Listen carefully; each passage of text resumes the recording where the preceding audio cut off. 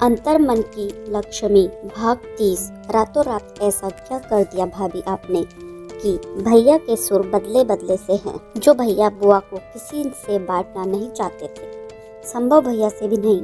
संभव भैया तो इस बात से काफी दिन से नाराज भी थे, और आज मेरे भैया पर इस जादू की पुड़िया ने ऐसा क्या जादू कर दिया कि संपदा कॉलेज जाने से पहले फिर से एक बार विनया के पास आकर फुसफुसाती हुई मुस्कुराकर कहती है, वो कहते हैं ना दीदी, जब कोई चीज़ दिल से चाहो तो सारी कायनात उसे आपसे मिलाने में जुट जाती है। बस यही दुआ है दीदी, कॉलेज जाइए, मैसेज पर बात किया जाएगा। संपदा, विनया को आराम करने दो। रात भर प्लान ए प्लान बी करती जगी रही है अंजना। सब नाश्ता कर टेबल से उठने के बाद विनया के लिए सूप के लिए कमरे में आती है और संपदा को पियाते देख नाराजगी से कहती है, ओहो मेरी प्यारी मम्मी, रखिए आप अपनी बहू बेटी का ध्यान, मैं चलूँ कॉलेज।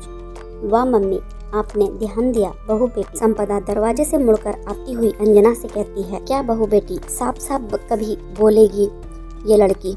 अंजना विनया की ओर सूप का बॉल बढ़ाती हुई संपदा को संबोधित करती है, अरे मम्मी, भाभी आपकी बहू है और प्यार आपसे बेटी की तरह करती है, तो आप उन्हें बहू बेटी बोला करे ना। भाभी का आज से नया नाम बहू बेटी। संपदा कहकर गुनगुनाती हुई कमरे से बाहर निकल गई। सच ही कहा संपदा ने, प्यार तो तुम मुझे बेटी की तरह ही करती हो, तो बताओ बहू बेटी कहें तुम्हें। अंजना विनया संग अब बेतकल्लुफ हो गई थी। प्यार तो प्यार होता है माँ, क्या बहू क्या बेटी, ये तो दुनिया ने बना दिया। आप जो चाहे कहे, मुझे कोई ऐतराज नहीं है, बस प्यार यही वाला चाहिए।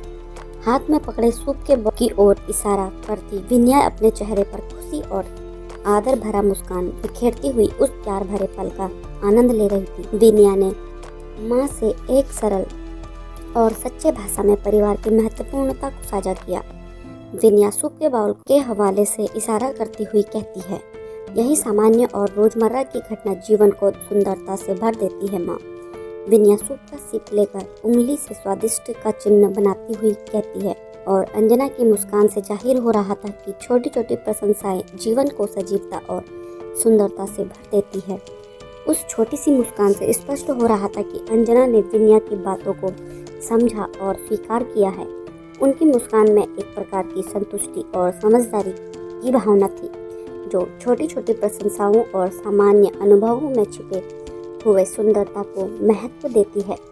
उनकी मुस्कान से झलक रहा था कि उन्होंने विनया के दृष्टिकोण को समर्थन किया और जीवन की छोटी छोटी खुशियों में जीवन को सुंदर बनाने के लिए तैयार है। इस तरह की मुस्कान ने उस समय को एक गहरे अनुभव में बदल दिया। मामी, मैं, मम्मी और कोयल और मौसी शहर भ्रमण के लिए जा रही हैं, आप भी चलेंगी। संभव कमरे में आता हुआ विनया और अंजना पर नजर डालता हुआ कहता है, तबीयत कैसी है विनया अब तुम्हारी। कोयल गोलू को लिए कमरे में आते ही विनया की तबीयत पूछती है। Oh sorry Vinaya. संभव कोयल के पूछने पर अपनी गलती समझता हुआ विनया से कहता है, आज तो ऐसा लग रहा है जैसे संभव का पुनर्जन्म हुआ है। इनके चेहरे पर छाई नूर देख रही है मामी जी, और ये नूर आया है आपके साहबजादे की इनायत से। माँ बेटे की घूमी घूमी में मैं हुड़ी हो जाऊंगी। माँ बेटे की घूमी घूमी में मैं हुड़ी हो जाऊंगी। कोयल गोलू को एक कंधे से दूसरे कंधे पर डालती हुई अंजना से हंसती हुई कहती है, कोयल बहू मैं नहीं जाऊंगी। तो खाने के टेबल पर प्रस्ताव देते समय ना तो मनीष ने उसका नाम लिया था और न ही कोयल ने अभी उसका कोई जिक्र किया। मछली बुआ को यह अपमान के समान लगा और वो आहत होकर बैठक से ही जोर से कहती है, मछली बुआ का मन जिसे यह अपमान महसूस हुआ है, आहत और उदास हो रहा है। उनकी आंखों में व्यक्त हो रहा दर्द और उदासी बता रहा है कि उसे यह एहसास हुआ है कि उसका समर्थन और मौजूदगी सबके लिए नगण्य है। उनकी भरी हुई आंखों में छुपा हुआ दुख और आत्मविश्वास की कमी का असर दिखाई दे रहा था, जिसने अपमान को महसूस करते हुए उनके मन को घेर रहा था। क्यों मौसी जी। कोयल आश्चर्य से अंजना की ओर देखती कमरे से बाहर निकल गई। मैंने मनीष से टिकट के लिए कहा है, मैं घर जाना चाहती हूँ। मंजली बुआ कह रही थी कि क्यों घर क्यों, मुझे दिक्कत होगी और मुझे बिना पूछे कैसे। बड़ी बुआ सुनते ही हड़बड़ाकर कमरे से बाहर आती हुई बहन से जोर से कहती है, दीदी वो वहाँ सबको दिक्कत होती है, यहाँ तो सब कोई है, फिर कोयल भी है ही तो आपको कोई दिक्कत नहीं आएगी। बड़ी बहन से हमेशा दबी दबी रहने वाली मंजली बुआ किसी तरह बोल सकी। वारे दिक्कत अचानक से कैसे प्रकट हो गई। संभव फोन लाओ, जब तक मैं यहाँ हूँ कहीं नहीं जा रही है ये। संभव की ओर देखकर बड़ी बुआ कटुता भरे स्वर में कहती है। बड़ी बुआ के चेहरे पर अचानक से उतरी हुई चिंगारी और उनके स्वर में कटुता से भरी आवाज ने वातावरण को सभी के लिए तत्काल एक अकेलापन में परिवर्तित कर दिया। उनकी बड़ी तेज आंखें संभव की ओर देख रही थी, जैसे कि उनमें से आग निकल रही हो। उसके शब्दों में छिपा हुआ अधूरा गुस्सा और आक्रोश बड़ी बुआ के दूसरों को कंट्रोल करने की भावना को दिखा रहा था। उनके आसपास की स्थिति, लोग और घटनाएं उनके नियंत्रण में रहे।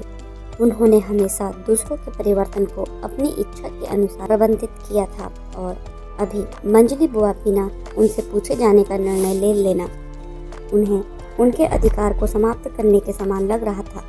उन्होंने मंजली बुआ को बिना पूछे जाने उनके अधिकारों को छीनने का निर्णय लेते हुए अपने स्वार्थ की प्राथमिकता को दिखाया। इस परिस्थिति में उनकी चीखें और उनकी आवाज़ उनके नियंत्रण से बाहर हो रही थी, जिससे वह अपनी बहन पर अभी तत्काल तो मौसी नहीं जा रही है और इनका भी तो घर है ना। संभव माँ को चुप कराता हुआ कमरे से निकल कर आए अपने मामा जी की ओर देखता है। संभव से नजर मिलते ही मामा जी निर्विकार भाव से पलट कर फिर से अपने कमरे में ही चले गए। संभव चाहता था कि वो अपनी बहन को समझाए, लेकिन उनकी निःशब्द चुप्पी जीत गई थी। उनके इस अकेलापन भरी यात्रा में उनकी विचारशीलता उन तक ही सीमित रहती थी। विन्या और अंजना भी अपने कमरे से बाहर निकल आई थी, लेकिन दोनों में से किसी ने भी माँ बेटे की बातों में पढ़ने की उत्सुकता नहीं दिखाई। संभव समझता था कि उसकी माँ के व्यवहार के कारण कोई भी कुछ बोलना पसंद नहीं करता है, तो भी अपनी माँ के व्यवहार से अक्सर दुखी हो उठता था, लेकिन थी तो वो उसकी माँ ही सोचकर संभव उन्हें समझाने का प्रयास कर रहा था। अच्छा ठीक, अभी तुरंत तो मौसी नहीं जा रही है ना, अभी तो आप हमारे साथ भ्रमण पर चलिए। संभव मौसी से लाड जताता हुआ कहता है। नहीं बेटा, मेरी बिल्कुल इच्छा नहीं है, वैसे भी तुम लोगों के बीच मैं तो हड्डी ही रहूंगी ना। कोयल की ओर देखकर मंजली बुआ कहती है। ओहो, तो ये बात है, मौसी का नाम नहीं लिया गया इसलिए नाराज हैं। वही तो मैं सोचूं, दोनों एक ही थाली के चट्टे बट्टे हैं। अचानक इतनी अक्ल कैसे आ गई इन्हें? कोयल सोचकर मुस्कुराती है और प्रत्यक्ष में कहती है। मौसी, वो आप गलत समझ रही हैं। मैं तो संभव की टांग खिंचाई कर रही थी, इसलिए आपके बारे में नहीं कह सकी।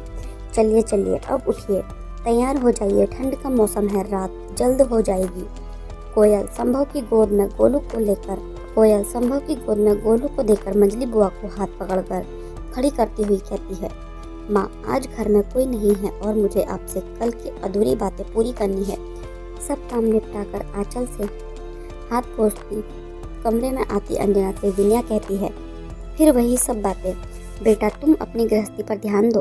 तह किए कपड़ों को जगह पर जमाती हुई अंजना कहती है। इस गृहस्थी को आपकी अहमियत समझ आते ही मेरी गृहस्थी की गाड़ी भी सर पर दौड़ने लगेगी। ये सब मैं आपके लिए थोड़ी ना खुद के लिए कर रही हूँ। बैठिए इधर। अंजना के हाथ से कपड़े लेकर बगल में रखती हुई विनया अंजना को भी हाथ पकड़कर बिस्तर पर बैठाती है। तो पॉइंट बात यह है माँ कि आप कुछ दिनों के लिए बीमार हो जाइए। विनया एकदम से कहती है। क्या? अंजना के चेहरे पर पहली नहीं सुलझ रही का भाव आ गया था। उसके चेहरे पर चौंके हुए आश्चर्य और हैरानी की छवि छाई थी, जैसे कि उसने कुछ अत्यंत अजीब या अनप्रत्याशित सुना हो। उसकी आंखें जिज्ञासा, हैरानी और एक प्रकार की संशयात्मक आश्चर्य से भर गई थी, जिसमें विश्वास और संदेह की मिश्रित भावना स्पष्ट रूप से उभर रही थी। हाँ, बिल्कुल सही सुना आपने। कब से बीमार नहीं हुई है आपने अपने कलाई में डाले चूड़ी से खेलते हुए विनया पूछती है। बीमार का क्या है बेटा, वो बीमारी ही थी जिसने मुझसे मेरे बच्चों को दूर कर दिया। पति के सामने ही तो थी। उन्होंने भी देखा था कि मेरा चलना बोलना खाना सब दुभर हो गया था।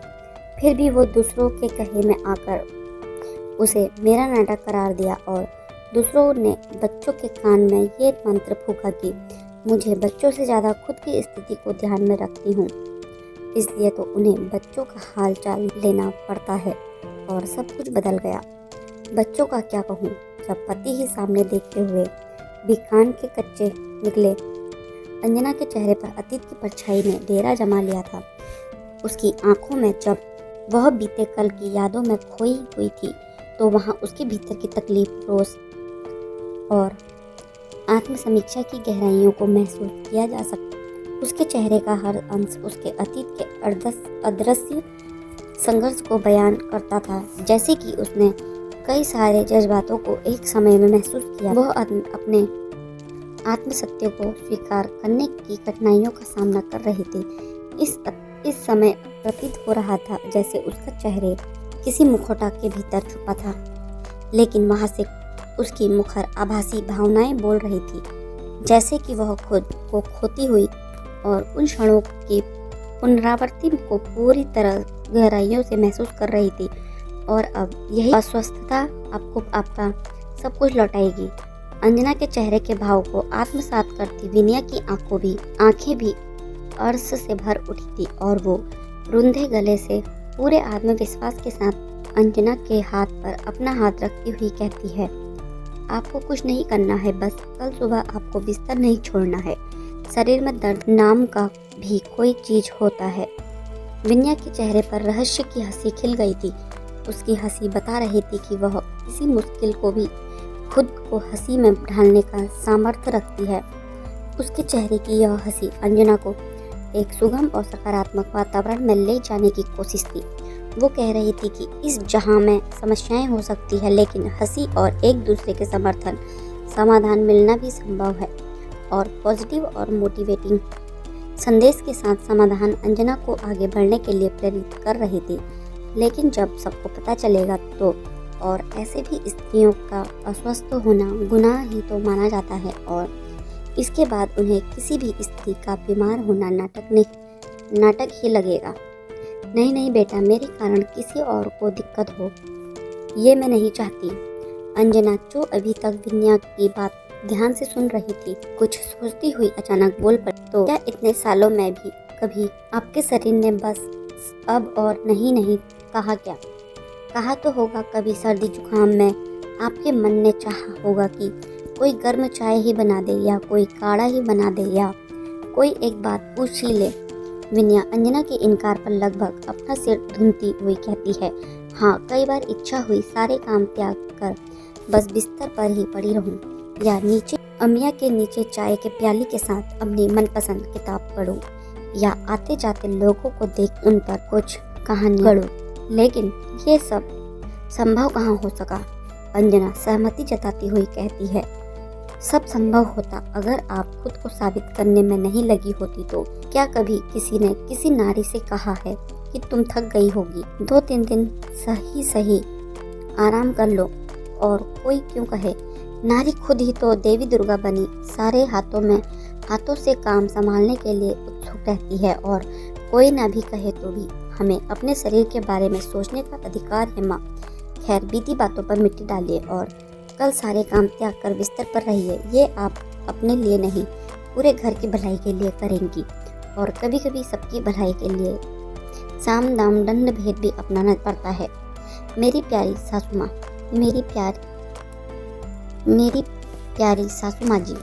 विनया की मुस्कान में एक उत्साहपूर्ण और संवेदनशील भावना छिपी थी, जो उसके शब्दों में सम्मानित। उसने अंजना को नए दिन की शुरुआत के लिए प्रेरित किया और साथ ही उसे उसके इंसान होने का भी भान कराने का प्रयास करने लगी। और अंजना विनया की बात का बिना कोई उत्तर दिए बिस्तर छोड़कर तय किए कपड़ों को उनकी जगह दिखाने लगी। बस इसी तरह आपको बिना किसी को छेड़े उन्हें इनकी नियत जगह दिखानी। माँ अंजना पर आशापूर्ण नजरें टिकाए विनया उसे समझाने का अथक प्रयास कर रही थी। आज के लिए इतना ही। इसका अगला भाग जानने के लिए हमारे चैनल पर बने रहें, और हमारे चैनल पर नए हैं तो चैनल को लाइक, शेयर, सब्सक्राइब करना ना भूलें। धन्यवाद।